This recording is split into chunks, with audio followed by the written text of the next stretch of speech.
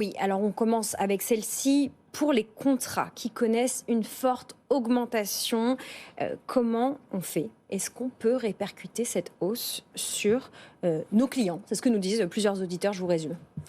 Euh, on peut, et j'ai presque dire on doit. Alors évidemment, on va y revenir, il y a des aides, il y a tout un tas de choses qu'on peut faire pour limiter sa consommation. Malgré tout, il y a un moment donné où ça passe plus.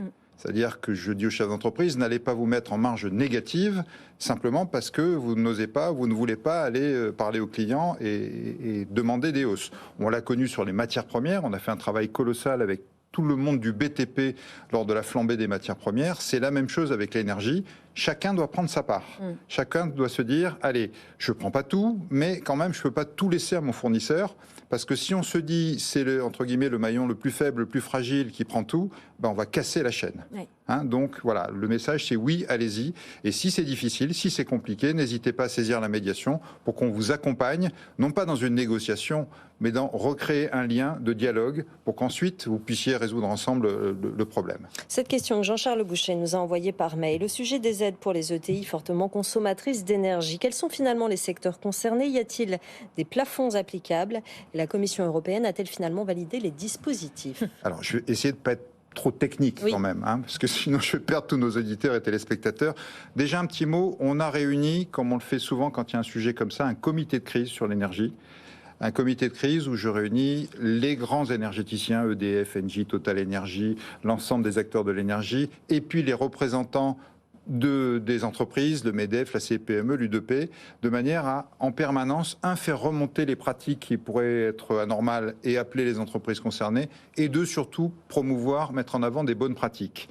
Donc j'en profite pour montrer, pour ceux qui sont à l'antenne, ceux qui sont à la radio le retrouveront certainement sur notre site, la checklist énergie. Et oui, on en a déjà parlé. Voilà, on en a déjà parlé ici, mais je crois qu'il vaut mieux en reparler. C'est 10 bonnes questions à se poser quand on est un chef d'entreprise et 10 bonnes réponses qu'on peut y apporter avec les experts. C'est vraiment un travail d'expertise.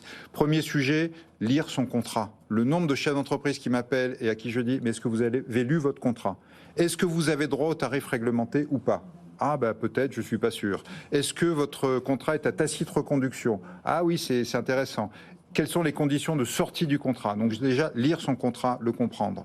Deuxième axe, qu'est-ce que je peux demander comme prix à mon fournisseur? Déjà, ça vaut le coup de demander plusieurs prix et où trouver des prix de référence. Il faut savoir que la CRE, la Commission de régulation de l'énergie, publie toutes les semaines des prix de référence. Donc vous pouvez y aller, vous avez évidemment le lien sur cette checklist énergie. Troisième point, pour être bien complet, comment travailler avec mon contrat d'énergie. Heure creuse, heure pleine, heure d'hiver, etc. On peut considérablement diminuer sa facture si on comprend, et ça suppose un dialogue, et toutes les entreprises d'énergie se sont engagées à avoir ce dialogue avec leurs fournisseurs pour pouvoir comprendre et améliorer sa facture d'énergie. J'en viens bien sûr à la question, les aides. Les aides, c'est le quatrième point de notre checklist.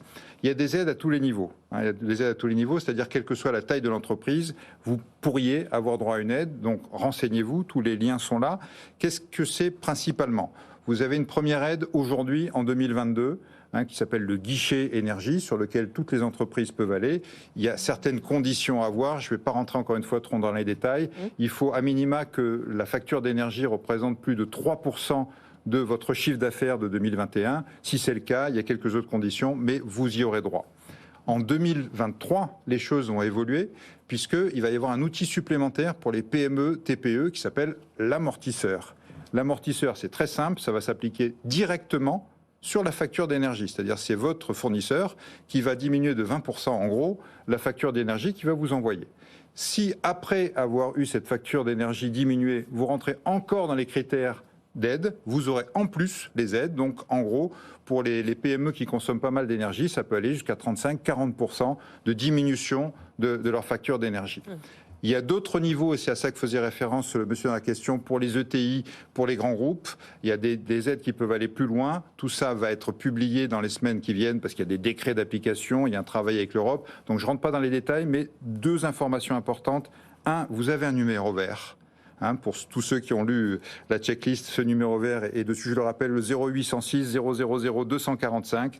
Et puis vous avez sur le site impôts.gouv des simulateurs qui vous permettent à tout instant de comprendre de quelles aides vous pouvez bénéficier. Voilà. pour être le plus synthétique possible. On va aller sur une dernière question. Bien mais avant sûr. toute chose, où est-ce qu'on la trouve, cette checklist énergie? Sur le site médiateurdesentreprises.fr, vous trouvez comment saisir le médiateur, comment poser une question au médiateur, et bien entendu aussi la checklist énergie, et puis le parcours des achats responsables dont je parlais tout à l'heure, médiateurdesentreprises.fr.